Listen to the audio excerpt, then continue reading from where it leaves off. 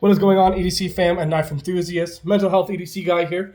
So I did a review on a off-grid just a little bit ago.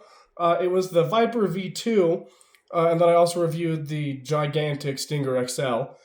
And I realized that I kind of did that in the wrong order. You see, there's the Viper V2, but there's obviously the Viper V1, right? And of course I have both. And instead of being smart and intelligent and showing the V1, then the V2, I showed the V2, then the V1. So I figured let's just do it backwards, right? Because that feels smart. Off-grid, I have said so many good things about them, and they don't sponsor me or anything. I mean, it would be cool if they did, but I also understand that I'm probably not a big enough platform. But I love off-grid. I really just appreciate the build quality in all of their knives, period. They do such a good job, and for what they do for these knives and the price point, absolutely insane to me. So I figure let's talk about another one. I think I have one more that I can talk to you guys about because that's all I have. I have 4. No, this is the last one that I can talk about because it's the last one that I have.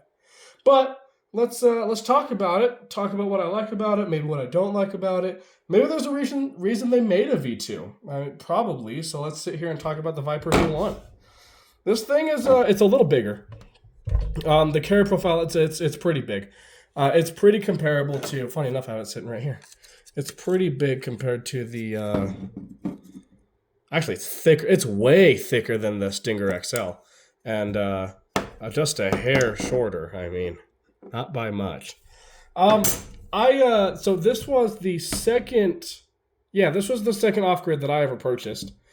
Because again, I bought the Rapid Fire first, then I bought this one. Then I found out they had a V2, so I bought the V2, and then I saw the Stinger, and I had to get it, right? So it is a modified Tonto style blade. This one has seen some work for sure. For one, off grids, I don't know what they do, but these knives come sharp out of the box. I mean, razor sharp. And so in knowing that, I decided to try and cut drywall with it, or score drywall, I guess more of. And it did okay. But obviously not what it's meant for, right? And so obviously it failed in that task specifically, but it still got the job done, right? So I can't really be too upset with it. It's really comfortable. That's one thing I can say about it. It is really comfortable because just having the two little, like you have the little finger groove here and then more of a groove for your palm here. You can fit 2 fingers in the finger groove. At least I can, and it's pretty comfortable for me. I've never had any issues holding it or using it or anything like that. You also have that aggressive jimping up here that the Viper V2 has. So that's probably where they got it from. It's probably from the Viper V1. And I really like this jimping because it provides such a good grip, especially now I've never used it out in the rain, but I can imagine that aggressive jimping is going to make sure that it stays in your hand. Not only that, but like look at this G10. Look at this G10. I mean, that is so grippy. That's the grippiest one that I have, I think, or maybe the second grippiest. The Rapid Fire that I have might be a little bit more for the grippy ergonomics. Now, the cool thing about this is, yeah, you have jimping up on the blade here, so you can put like your finger up here for more precise cuts. You can put your thumb back here for really good pushing. But you also have jimping back here as well, so your thumb sits perfectly in there. And I mean, it's not going anywhere, right? And this knife is big enough. You can put your hand wherever you need it to, and it's going to be comfortable, right? Doesn't matter what you do.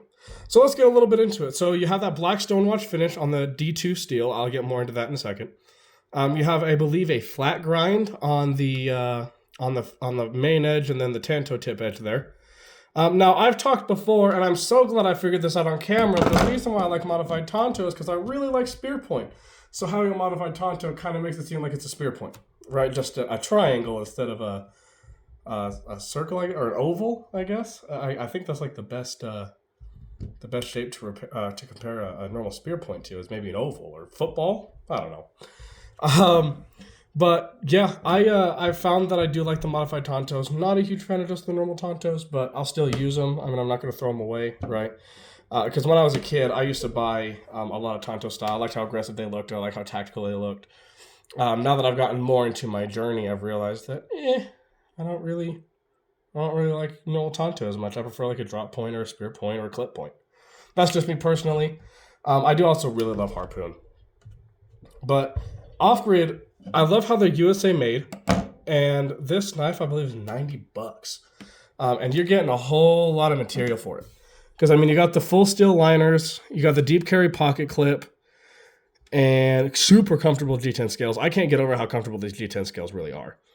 Let's see, what else? So it is Cryo D2. What's it called? The Rapid Fire that I reviewed a little while ago also had Cryo D2. I had to Google what it meant. So from what I remember, because I'm not going to Google it again, I'm not going to make an ass out of myself.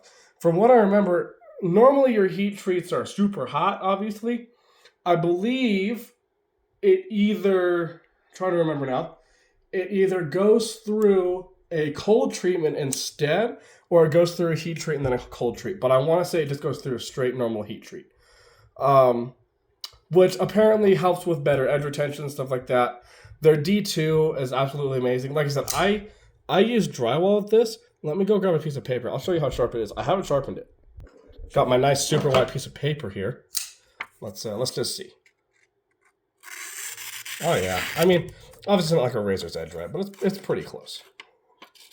Okay, maybe the tip's a little. Ugh, hang on. Let's penetrate. That's what this part's meant for, anyway.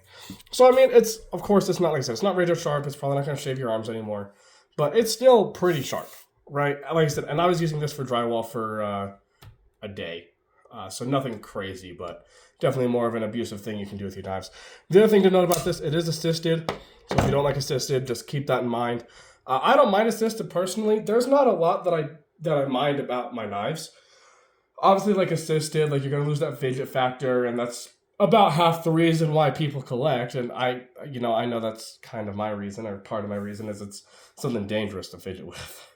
I'm not saying that it's right or smart, but it's my reason, and that's all that matters. So. But like autos you can't really fidget with. Can't really fidget with a slip joint. I mean, not with one hand at least. And yeah. But no, I'm really impressed with how good Off-Grid has been doing. I know they've released a couple of new things that I need to look into. I will probably be getting some more soon to talk about. It does have a flipper tab as well. The thing that I don't like about it that I liked, I believe it was the Stinger, and I think the Viper V2 as well, had texture on the back to keep your thumb in, to keep your thumb better in place or your finger better in place. This is just all smooth all the way around, which isn't a big deal. I mean, it's nothing really to write home about or something to get pissed off about. But to me, it's just, I like having that little extra texture there. I do like flippers personally, just because I like having the extra little safety net for holding it. Because like I said before, the last thing you want is for your hand to slide up the blade and now you're going to the ER, right? It is liner lock. Same with the other liner locks that I have there. Every single every single Off-Grid I own is liner lock. I've never had any of the liner locks fail, especially with this one. This one's probably my best one to prove that it doesn't fail. Because like I said, I did drywall with it and it didn't pose any issues. So the pocket clip, normally I take off the pocket clips, but this one really doesn't get in the way, to be honest. It actually really adjusts to the ergonomics. I mean, it feels really good in my hand personally. The biggest thing that I don't like about this is big, it's bulky, and it's heavy. It's thick. I mean, you saw how thick the carry profile was in the beginning when I showed you compared to the Stinger. It is a thick boy. The blade is thick. I mean, it's 2 fingers thick, right? And so to me, that's a little bit too much belly. I don't want a super skinny blade, like say like a stiletto, but I also don't want something super thick like this. Like I want something that it's going to hold an edge, right? Now I'm not saying that this one won't hold an edge, but typically when you have that much metal behind it, it's going to be a little bit of a thicker edge. Obviously those knives, they have their own purpose. Simple as that, right? Going hunting, camping, stuff like that, having a 20-degree edge, it's going to chip and burr a lot easier, whereas having a thick edge. So I get it. Like I'm not knocking this by any means for having that issue, or it's not even an issue, but having that opinion. It's just for me, I would much rather have something just a little bit skinnier. The thickness on it isn't too bad for blade size wise. Obviously, like we just talked about, the handles maybe a little bit too big for me. Carrying it in your pocket, I haven't carried this one in a minute, so I can't quite say exactly, but I would imagine that it's probably a little bit more difficult, a little bit more uncomfortable. So just be wary of that. And I believe this is coming in at just over, like, say, 8 inches. Let's see.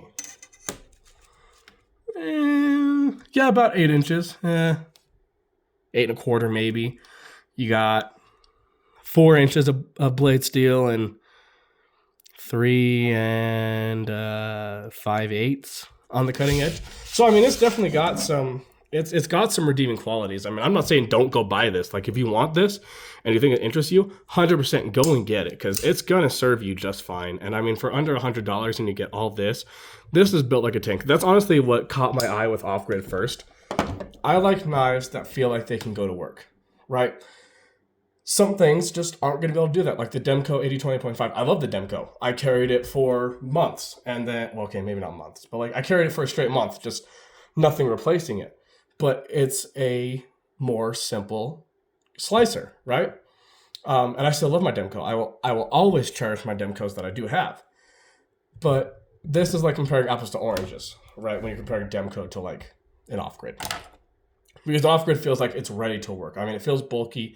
It feels strong in the hand. The action, especially for these assisted ones, super. It's like a baseball hit in your hand, right? That's the best way I can explain it. So having something like that feels really nice, especially if you want a knife that feels hardworking, right? But the nice thing with Off Grid is they make a knife that feels hardworking and then also looks hardworking and works hard. So I would definitely recommend this Off Grid. I would recommend Off Grid as a brand to absolutely anybody. If they're looking for, because the nice thing about Off Grid is they have some slicers, they have some bigger knives like the Stinger, they have some workhorse knives like the Viper V1 and the Rapid Fire that I have sitting over in my drawer over here that you can't see. So I mean, if you want something that works hard and you like Tonto, grab it, right? It's a little bit bigger, so that's something you have to adjust to. You know, if you have bigger hands, then you'd probably like that a little more. If you have smaller hands, maybe look at the Viper V2 instead. But no, I think these guys did really well with this, and I know it's been out for a while. I just wanted to give my 2 cents on it. After actually using this one, I'm definitely impressed. Obviously, I've expanded my collection since then, so obviously this one kind of gets left in the dust a little bit, but it does its job. I mean, there's no tip damage really after doing drywall with it. It does whatever it needs it to. So I highly recommend anything from Off Grid, especially the Viper V1 if you need something hard working. So thank you guys so much for watching. Remember, I said that I wanted to try something new at the end of every video, so give me just a sec. Before you go, remember this. Progress doesn't have to be loud to be real. Even slow steps forward still count as movement. Take care of yourself. Stay patient with your growth. I love that.